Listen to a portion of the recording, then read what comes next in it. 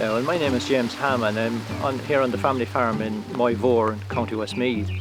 The Hams have been on this farm since 1908, so the generations have persisted here. We have a suckler herd, a 20-cow suckler herd autumn calving, and we grow some spring barley for ourselves to be self-sufficient in feed and straw.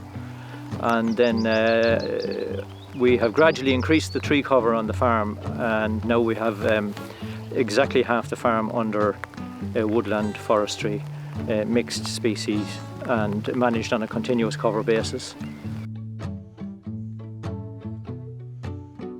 Well, I find it very hard to imagine the farm without any trees, or even to imagine it with a lot less tree cover than we have. Now, we initially, of course, started out with the hedgerows, and a hedgerow system in reality is only a line of trees that want to grow up and become mature and eventually will senesce and fail. Whereas if we keep them laid or coppiced, you will keep them young practically forever. As I said, it's a linear woodland system. So what has happened since the hedges were built in Irish farmland a couple of hundred years or more ago, what plants and birds and biodiversity and flora and fauna that lived in existing woodland at that time was being cleared, and then it found refuge in the new hedgerow systems.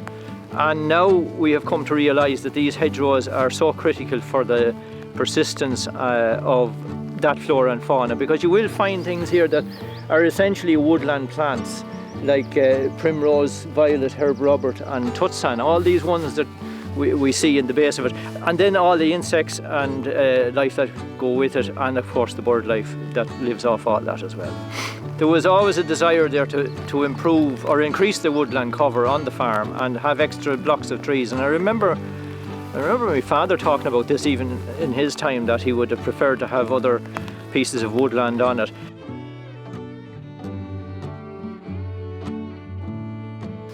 The enjoyment of having trees of any sort on this farm is hard to quantify, because as far back as I remember, it was actually a joy to be down under the tall hedges, the short hedges, observing what was going on there, and picking up a little bit at a time.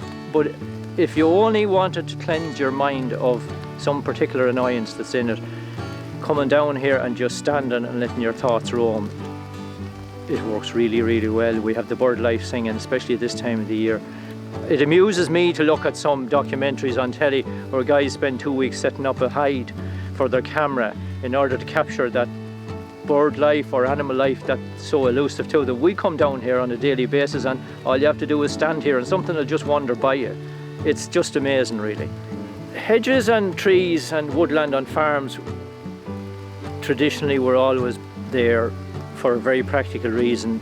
People needed to be self-sufficient in either fuel or wood material, and that should be no different into the future, and won't be here, because we're going to have a supply of firewood which we are dependent on for our own 2 houses at home.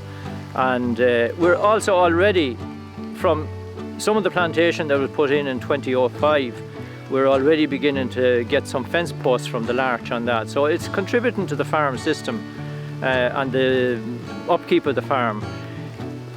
The fruit trees that we're planting, we will use them into the future.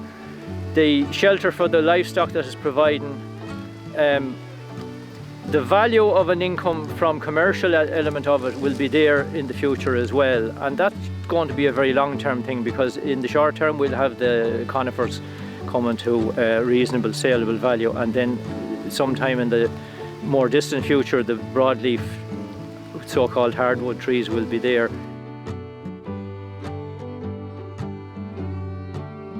On any farm that I've ever seen in the course of my life, there is always some area that's going to be suitable, more suitable for trees than for cutting silage or ploughing. Definitely those awkward corners that you have to drive into to get out of. And why not put blocks of trees in those? Why not put little areas of broadleaf trees in them? Waiting for schemes to pay you to do those things is going to be too late. The best time to plant the tree was 20 years ago, and the next best time is now. So let's, I think what we have found is that where the trees are, they have not interfered with the farm system, and the farm system maybe has worked better afterwards.